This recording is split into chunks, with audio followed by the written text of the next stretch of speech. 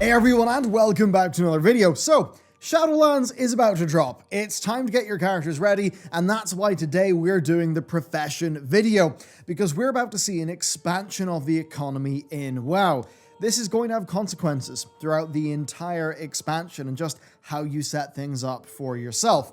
We're sure to see peaks and troughs on the auction house, so get ready to take advantage of things. We have basically an entirely new addition to how crafting gear works. Then professions are actually even more tightly linked to each other than before in Shadowlands, and thanks to, of course, the Legendary system coming, there's legendary crafting, and there's a genuinely useful new way to progress your crafting. So it's all fairly interesting. Then for the non-gear crafters, you're getting some love too. Engineering, alchemy, and enchanting are all swimming in new things to make as well. And of course, there is a lot of stuff in the data mining and the beta, some things that you may have heard of that actually didn't make it to live. So you'll learn about that as well. In fact, professions somehow just feel a bit unfinished in a few areas, but it's clear they've put their effort in where it counts. Now, the current build on the PTR is a release candidate build, so that does mean that almost everything is in, and it does seem like this is what we're going to get at launch. And of course, speaking of crafting, well, we've been crafting our own things over on Patreon, where this month it's Warrior Month, so you can get the Warrior Pin, as well as the art pack and the sticker. Go up on your wall, do whatever you want with it. It comes from our Game Studios art team, and it massively helps us, you know, with all the support we've got on Patreon. We've just added 2 members to the team. This is allowing us to get a lot more content out and work on longer term plans as well. So patrons, you're helping everyone out. You're getting better content for everyone. We really appreciate it. And yeah, there's that, and let's go. The most radical change this expansion is an entirely new system for crafting gear, and that is the optional reagents system. This is actually pretty big. So basically, right, you can add optional items during crafting, and you can do this to increase the item level of the gear that actually comes out of your craft, and also to guarantee secondary stats. This is pretty sweet. Now, earlier in beta, this was a bit more expansive, right? There was actually another one called a bonus effect slot. Now, these actually included some pretty fun little things. It was stuff like extra flask duration, keeping well-fed effects through death in PvP, and actually increasing primary stats after finishing world quests. All a bit weird and wacky. And then it also seems like they moved the socket system over to the Maw gameplay, so basically this element, the bonus effect system, has been scrapped for launch. But of course, the other 2 types of optional reagents are going to be there. So maybe they just didn't get this working or balanced in time, and maybe decided to just cut it, which is a pity because genuinely it did seem like it was pretty cool and had potential. Now, it's not all gone though, because the slots to increase item level and select your secondary stat still actually do exist. Now, these are optional items, and these are items that are currently obtained through other crafting professions. So all professions can actually make the crafter's marks. Now, crafter's marks are the item that goes into the bonus slot that handles the item levels. And these come in 3 flavors. Currently, there is Novice, Mark 1, and Mark 2, and they're all separate recipes. So the Novice one is a bit weird in that it actually reduces the item level, but it reduces it to 87, and the required level to equip to 50, so it's pretty good for a new leveling set. Then the Mark 1 sets set the item level to 117, and the required level to 60. Mark 2 sets the item level to 168, which is 2 item levels, by the way, below Shadowlands Heroic Dungeons, which obviously really isn't that high. Now, we have seen Marks 3 and 4 be data mined, but they're currently not accessible in-game. That's just something where, who the hell knows? Will it be there on launch? Will it not be? It's kind of impossible to tell because we haven't really seen communications from Blizzard on this issue. Now, for other things, well, green crafted items have only got 1 item level slot that only accepts the Crafter's Mark 1.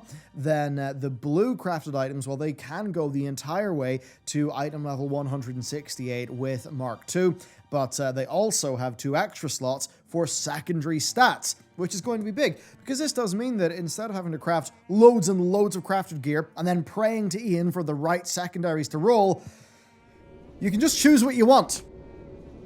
That is great, and it is done by adding Missives. So Missives are items that scribes alone can make.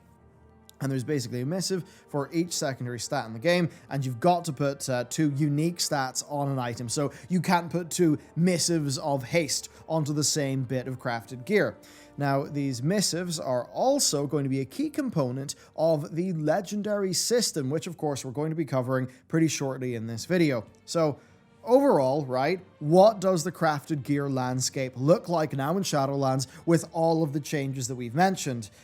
And honestly, with the crafter's marks being limited, right, to item levels that are below heroic dungeons, basically the entire thing doesn't matter-ish. And that's really weird. It just becomes so irrelevant to your main before long. Now that said, there is a role for this, and that is for alts. You can freshly get an alt up to sort of going into your endgame activities sort of level super quickly. And that does mean the professions can be a great place for a lot of starter gear. And yeah, I mean, hey, being able to craft or buy your perfect stats, like your perfect secondaries, that does let you skip an earlier stage of the gearing if you so choose.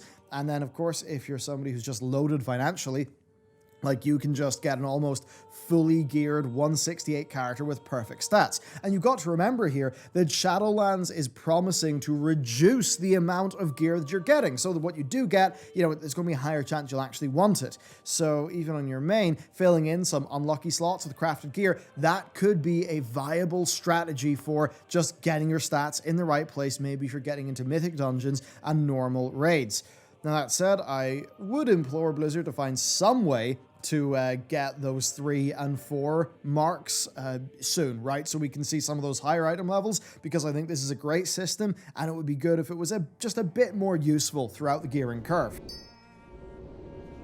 Then next up, we've got a similar system, and that is Relics of the Past. So, like how the Novice Crafter's Mark, that reduces the item level to 87 and the required level to 50, these relics, they are from much, much older content in the game. And they're not big, but they're definitely interesting. So, each expansion's era of profession can use that expansion's relevant materials to craft Relics of the Past. Now, there are Relics of the Past 1 through 5, right? And these set the required level of gear to 15, 25, 35, 45, and 50. And of course, at an appropriate item level. It's a bit weird. I mean, a lot of very old profession recipes were actually updated to have slots to accept these. So some old vanilla crafting weapon, you could actually use at level 50, right, while you're leveling up. It's not a very important system here, but I suppose you could probably make, strangely level inappropriate versions of some of your old favorite recipes from crafting. And, I bet somebody finds some really, broken, old weapon effect from vanilla that they can then scale up to level 50, right? Maybe. But that said, also, not every crafting item has got a reagent slot for a relic, so it actually looks like Blizzard didn't really have the time to finish this system, but there you go, that's the system that exists. Next, and still on gear, we've got legendary rune carving. So optional reagents fit into a lot more than just regular crafted gear, because yes, we've got legendary crafting to work with as well. So the way that legendaries are made in Shadowlands is by basically adding a legendary power and then stats to a base item that crafters make. So the way that works is that tailors, leatherworkers, blacksmiths, and jewel crafters are basically all vital to the core items, and then scribes will come in, and the scribes will provide you with the missives that allow you to set the secondary stats. Now, for a quick refresher so you understand this, legendaries are made in Torghast, and they're made by the Rune Carver, who's a character that you meet. Now, you make those using the provided blank base items, which is what you get from a profession, and then a legendary power. Now, those legendary powers are unlocked by doing a variety of content. It's basically, I would say, like a simpler version of essences. You then, of course, to actually make these, you're going to need soul ash. That soul ash comes from your weekly Torghast runs. So the way that this works then is that the base items, they come in 4 ranks. Item level 195, 210, 225, and 235. And the way to craft these is actually pretty unique to World of Warcraft. So each recipe has got its own experience bar, okay? So once you've crafted, say, rank 1 of something 10 times, then you can make rank 2. It then takes 20 crafts to unlock rank 3, and then a further 20 to unlock rank 4. That'll take a lot of base materials, but basically, right, this is a kind of replacement for the star rank that recipes had, and this is only something that is applying to legendaries, by the way. There are actually, there's no ranks, right? No other ranks for like the same recipe here. You just progress up this XP bar as you make more and more of each rank of legendary base item. And this means you can actually progress your profession in a way that's meaningful to a core expansion feature, which is, I'd say, pretty interesting. But the thing here is that the base items are bound on equip. And that does mean that, yes, you've got to make 10 and then 20 to rank up your, your recipe. But what actually matters there is you can then put them on the auction house. You can actually sell them. And this is you selling stuff that is actually quite important to, say, a specific class's ability to use and upgrade their legendaries, right? So that's pretty major. Now that means that if you've got the time to gather a whole bunch of materials, or you maybe have enough money to, say, control a market, like, you could seriously become a major source of high-rank base items for your server.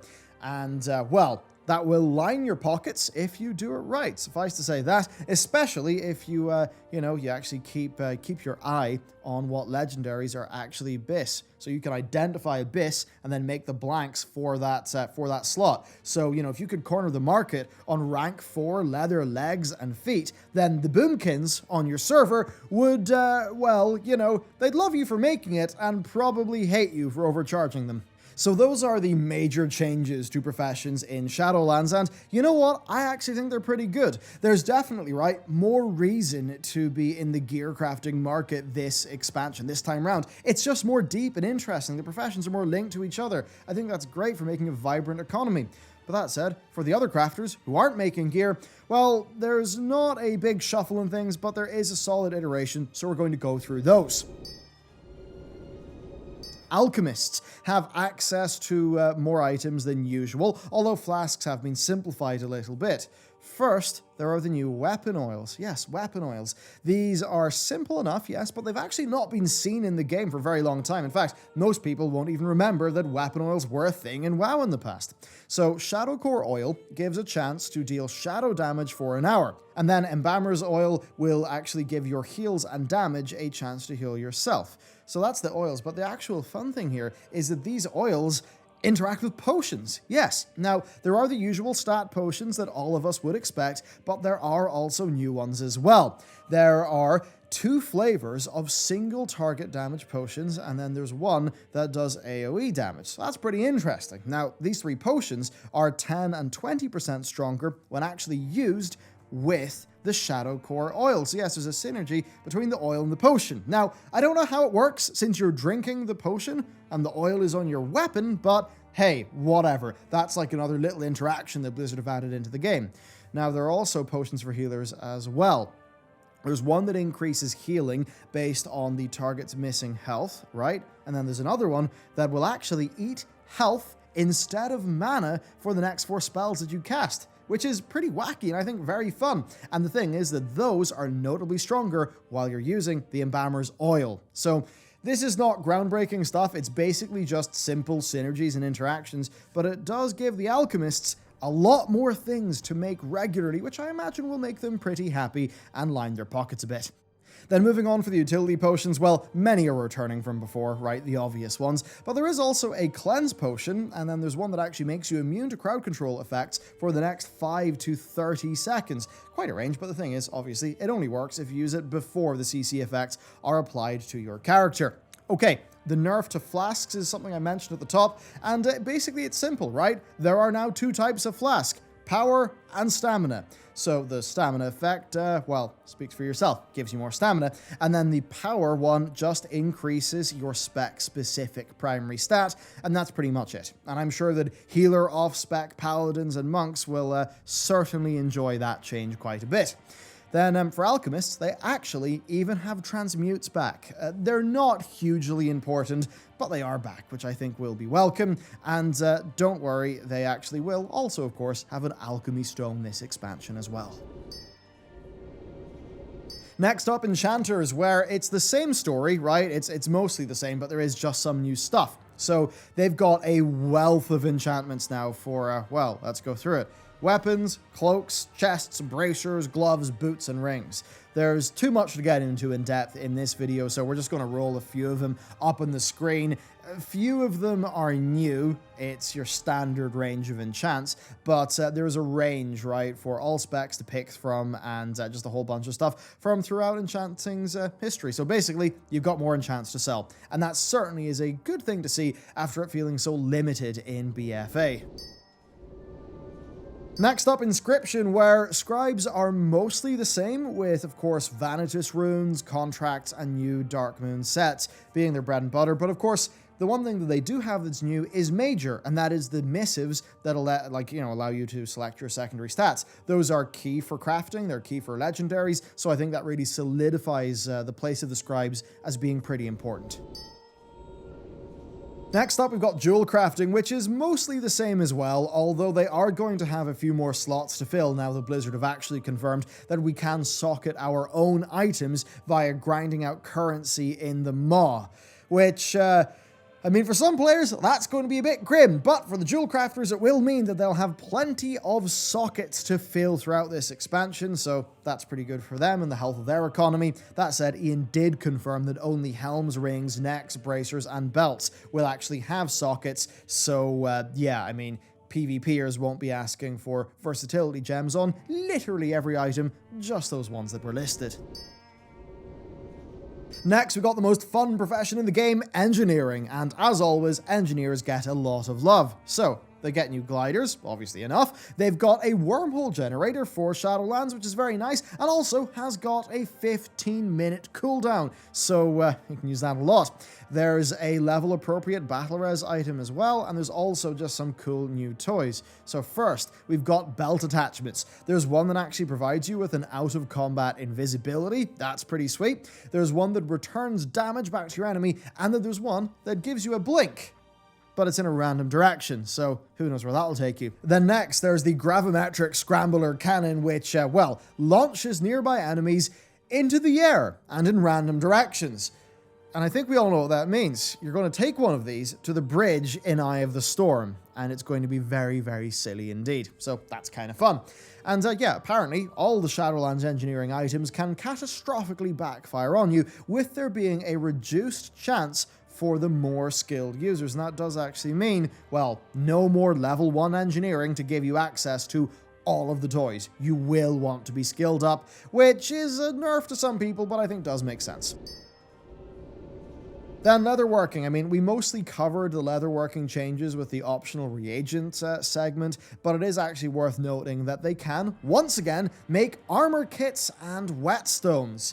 So the thing there is that the whetstones, right, they increase the attack power of, of your weapon, and I would say they're likely just going to act as a cheap alternative to oils, while then armor kits will increase your stamina, but of course for a duration of 2 hours.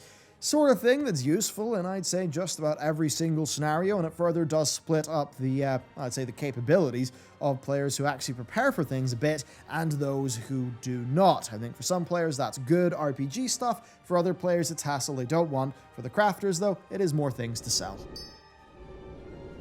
Next up, let's talk about Gathering, where really there's not that much in the way of change, to be honest with you. One thing to keep in mind, though, is that there is a unique thing at play, and that is that every single zone has unique resources specific to it, and the leveling, of course, is linear, and that does mean that Bastion's materials will be available first, and Revendreth's will be available last. So if you're crafty, you could use that sort of biased initial supply, perhaps to your advantage for the first while, rush to Revendreth and sell those things.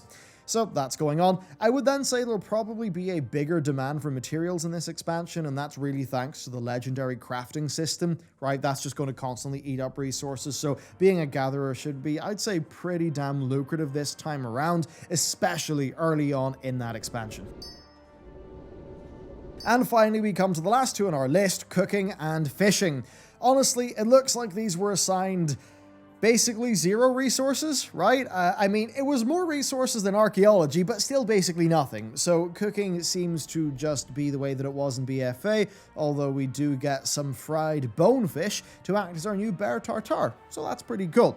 Now, they were certainly creative with the names this time around, I'll give them that, and while, most games really try to focus on making their food sound really delicious, no, I'm not really into things like, say, the surprisingly palatable feast, or the pickled meat smoothie. Can't say I'd love one of those.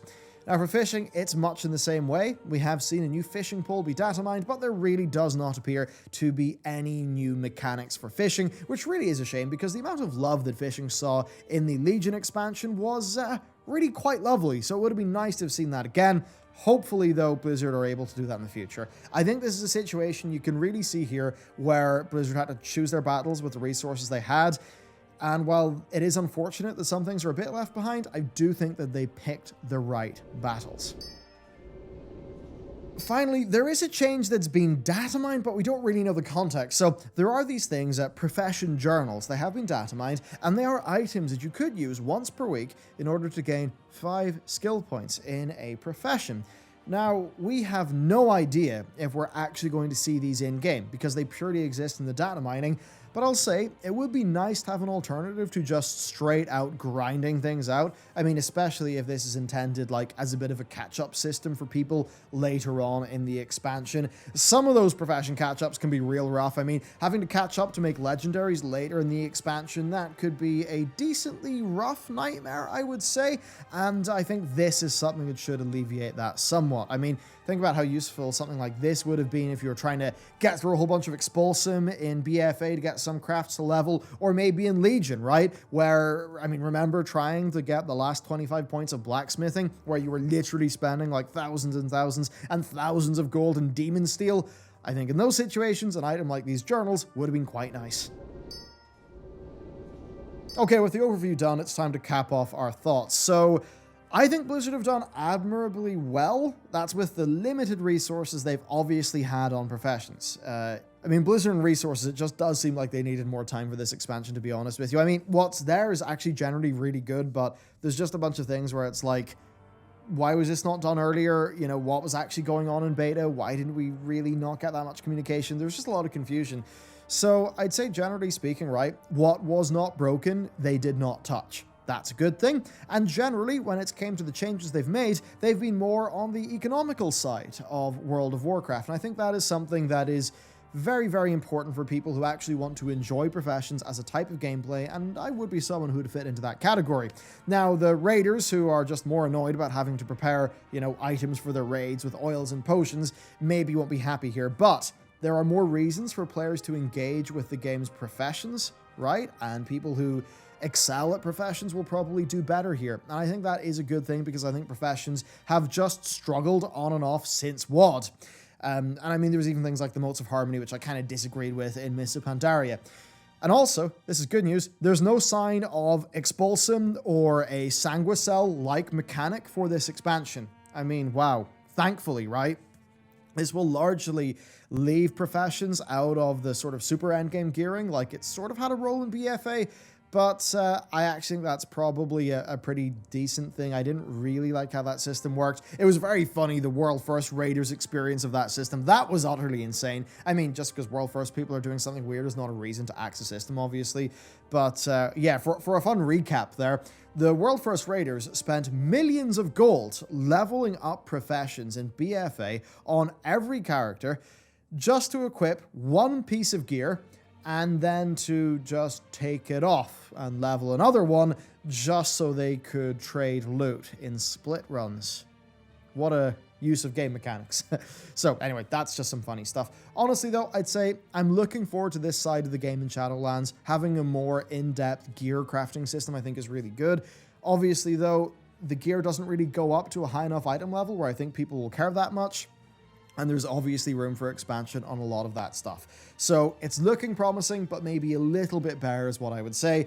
Overall though, if you're on Ravencrest EU, please go skinning and just keep the AH full of materials for us. We'd appreciate it greatly. Anyway, that's it for me. Let me know what you thought about this stuff. Of course, if you want to support us and also get some cool, crafted materials from our professions into your mailbox, then you can check out the Patreon too. Thank you for watching, and I'll see you next time.